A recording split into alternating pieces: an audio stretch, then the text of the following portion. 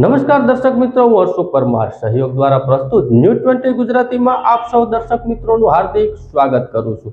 જોઈએ આજના મુખ્ય સમાચારો।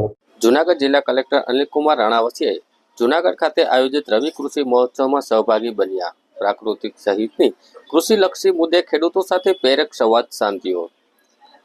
જૂનાગઢ જિલ્લા તાલુકાવાળા આયોજિત રવિ કૃષિ મહોત્સવમાં બીજા અને અંતિમ દિવસે કૃષિ તજજ્ઞો દ્વારા ખેડૂતોને આધુનિક કૃષિના જુદા જુદા આયામો અને કૃષિકારોને આવકમાં વધારો કરવા માટે જરૂરી માર્ગદર્શન આપવામાં આવ્યું। જિલ્લા કલેક્ટર અનિલકુમાર રાણાવસિયાએ જૂનાગઢ કૃષિ યુનિવર્સિટીના સરદાર પટેલ સભાગૃહ ખાતે આયોજિત રવિ કૃષિ મહોત્સવમાં સહભાગી થયા અને જુદા જુદા કૃષિલક્ષી સ્ટોલની મુલાકાત કરી જરૂરી નિરીક્ષણ કર્યું હતું। આ દરમિયાન તેમણે ઉપસ્થિત ખેડૂતો સાથે પ્રાકૃતિક કૃષિ એગ્રીકલ્ચર અંતર્ગત ખેડૂતોની નોંધણી સહિતની ખેતુલક્ષી મુદ્દે સંવાદ સાધ્યો હતો। આ તકે કલેક્ટર અનિલકુમાર રાણાવસિયાને જિલ્લા વિકાસ અધિકારી નીતિન સાગવાને કૃષિ યુનિવર્સિટી ખેતીવાડી આત્મા બાગાયત ફોરેસ્ટ સખી મંડળ આઈસીડીસી અને યુરિયન ડ્રોન અને જમીન ચકાસણીની સ્ટોલની મુલાકાત કરી હતી। ઉપરાંત જિલ્લામાં તાલુકાવાર આયોજિત રવિ કૃષિ મહોત્સવમાં પ્રાકૃતિક ખેતી ઉપરાંત મિલેટ અને બાગાયતી પાકોના મૂલ્યવર્ધક કૃષિ અને બાગાયતી પાકોમાં તાંત્રિકતા, બાગાયતી પાકો સાથે મિક્સ ફાર્મિંગ સહિતના વિષયો આવરી લઈ ખેડૂતોની આવકમાં વધારો કરવા માટે કૃષિ વૈજ્ઞાનિકોએ વિસ્તૃત માર્ગદર્શન આપ્યું હતું। મારું નામ જયેશભાઈ પ્રવીણભાઈ સોજિત્રા, મારું ગામ કેરાડા, તાલુકો જિલ્લો જૂનાગઢ। આજે રાજ્ય સરકાર દ્વારા રવિ કૃષિ મહોત્સવનું આયોજન થયેલ છે। તેમાં ખેડૂત મિત્રોને પ્રાકૃતિક ખેતી અને ખેતીમાં આધુનિકીકરણ વિશે ખૂબ જ સરસ માહિતી વૈજ્ઞાનિકશ્રીઓ અને માર્ગદર્શન આપેલ છે। તે માટે રાજ્ય સરકારનો ખૂબ ખૂબ આભાર। અને ખાસ તો રાજ્ય સરકારે જે વિવિધ યોજનાઓ આપેલી છે તેમાં અમે તાર ફેન્સિંગમાં 9 હેક્ટરમાં 4 ખેડૂતોએ લાભ લીધેલો છે, જેની રકમ 2,47,000નો પેમેન્ટ ઓર્ડર આજે અમને મળી ચૂક્યો છે। એ બદલ રાજ્ય સરકારનો ખૂબ ખૂબ આભાર, જેથી કરીને અમારે રાતના ઉજાગરા હવે કરવા પડતા નથી અને અમે શાંતિથી સૂઈ શકીએ છીએ।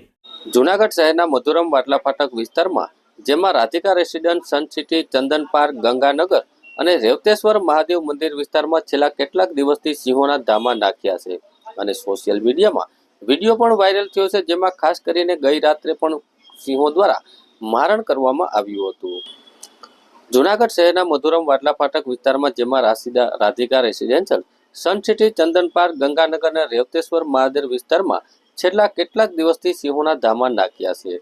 સોશિયલ મીડિયામાં વિડીયો પણ વાયરલ થયો છે, જેમાં ખાસ કરીને ગઈ રાત્રે મારણ કરવામાં આવ્યું હતું, જેમાં કેટલાક દિવસથી જૂનાગઢના સિટી વિસ્તારમાં જાણે સિંહોએ પોતાનું ઘર વસાવ્યું હોય તેવું લાગી રહ્યું છે અને સિંહોની અવરજવર જોવા મળી રહી છે।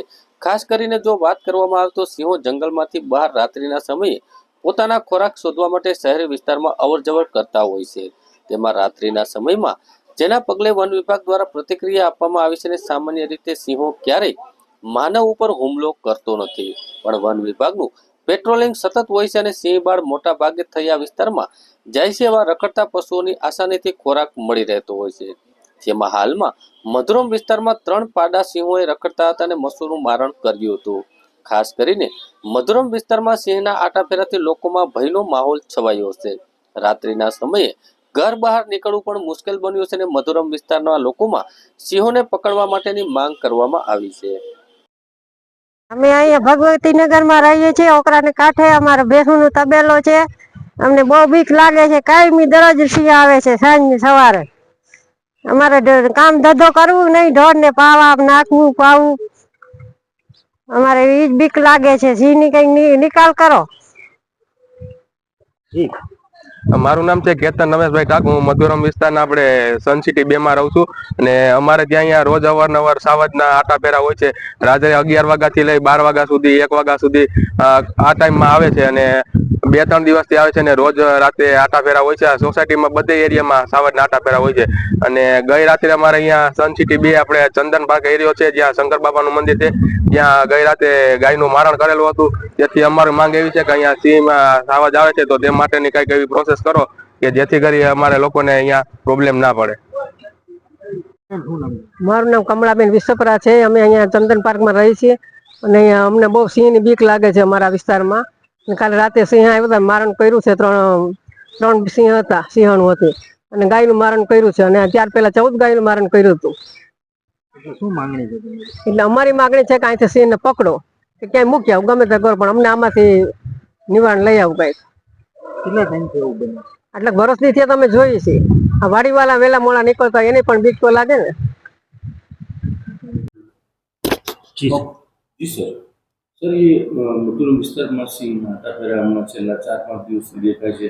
સીસીટીવીમાં વિડીયો પણ વાયરલ થયો. શું કારણ છે? ये जो सीओ નો ગ્રુપ जो દેખાય છે એને આપણે કેટલ બ્રીડિંગ ફાર્મમાં એનો જન્મ થયો છે. સિટી ગ્રુપ કહીએ છીએ જનરલી. और एक मादा અને 3 પાઠડા છે. તો પહેલા ये जो કેટલ બ્રીડિંગ ફાર્મ ઈવનગર આ પંથકમાં નોર્મલી ફરતા હતા. ક્યારેક ક્યારેક મધુરમ વિસ્તારમાં આવે છે તો એ સીસીટીવી કેમેરામાં કેદ થયો. જેમ પાઠડા મોટું થાય છે તો જેમ ખોરાકની શોધમાં એનો એક નેચરલ ટેન્ડન્સી હોય છે કે નવા નવા વિસ્તારમાં જવાનું. એન્ડ ત્યાં રખડતા જો રેડિયલ ઢોર વગેરે હોય તો એને સરળ ખોરાક મળી જાય તો કદાચ એ કારણ હોઈ શકે કે એ ત્યાં આવે જ છે. સર ખાસ હાલની જે માનવ વસ્તીમાં વધારો થયો છે, જેવી રીતે સોસાયટીનું પ્રમાણ વધ્યું છે, ગિરનાર કેટલા કિલોમીટરના એરિયામાં છે, એ એટલો જ છે કે વધ્યું છે, શું કહેશો?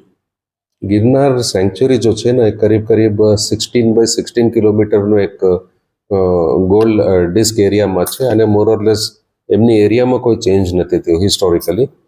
પરંતુ જે વિકાસ થઈ રહ્યો છે, જે ટાઉન પ્લોટિંગ વગેરે જો થઈ રહ્યો છે તો નવી નવી એરિયા મ્યુનિસિપલ કોર્પોરેશનની લિમિટમાં આવે છે. હ્યુમન પોપ્યુલેશનનું ઇન્ક્રીઝ થઈ રહ્યું છે.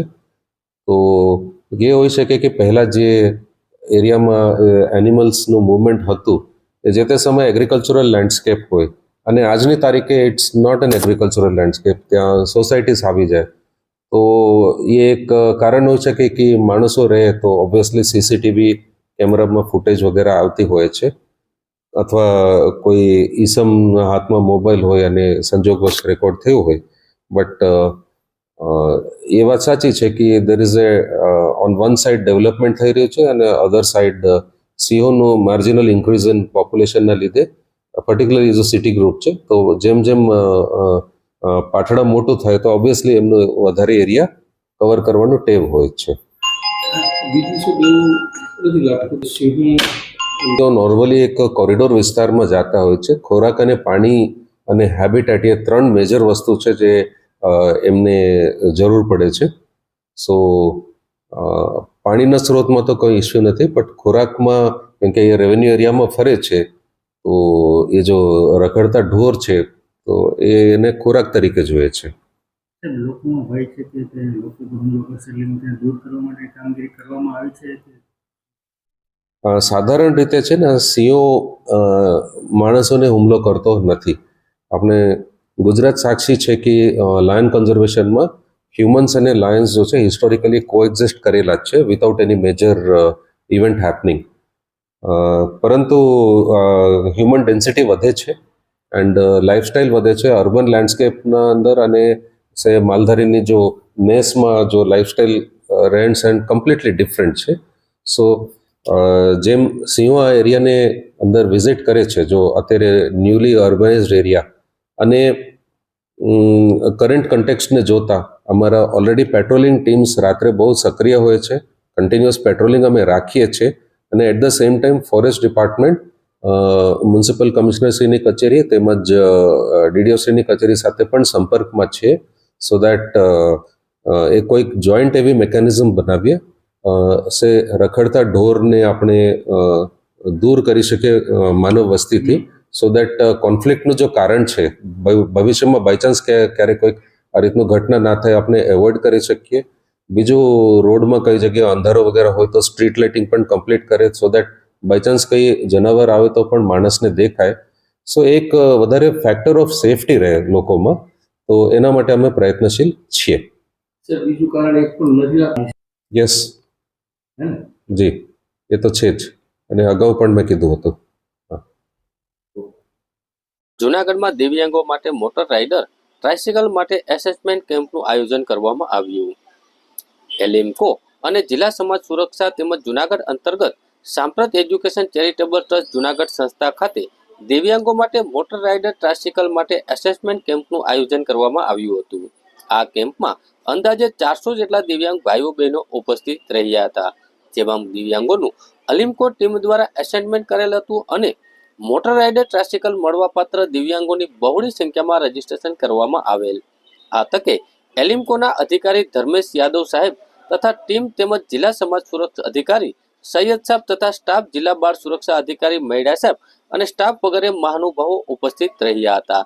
આ સમગ્ર કાર્યક્રમને સફળ બનાવવા માટે સંસ્થાના પ્રમુખ મહેન્દ્રભાઈ પરમાર તેમજ સંસ્થાના સ્ટાફે ભારે જહેમત ઉઠાવી હતી.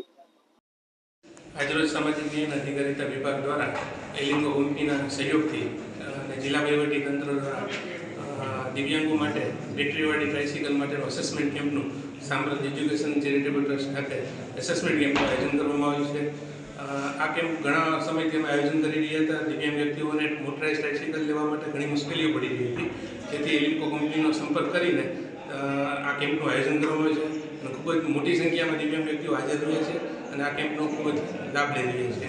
આ માટે અમે સંસ્થાનો તેમજ એલિમ્કોનો ખૂબ આભાર માનીએ છીએ. एलिम्को से जूनियर मैनेजर और हमारे समाज सुरक्षा जूनागढ़ के और साथ में ट्रस्ट के द्वारा यहाँ पे एक असेसमेंट कैंप का अरेंजमेंट किया गया है, जिसमें दिव्यांगजनों को ट्राईसाइकिल बैटरी वाली मिलेगी जो 80% है, जिनके 80% से कम है उनको हाथ वाली मिलेगी और जो बच्चे नहीं देख पा रहे हैं उनके लिए स्मार्ट छड़ी मिलेगी और ऐसे करके बहुत सारे अप्लायंसेस हैं हमारे पास. ये जो स्कीम चल रहा है CSR योजना के अंतर्गत SBI द्वारा फंडिंग किया गया है.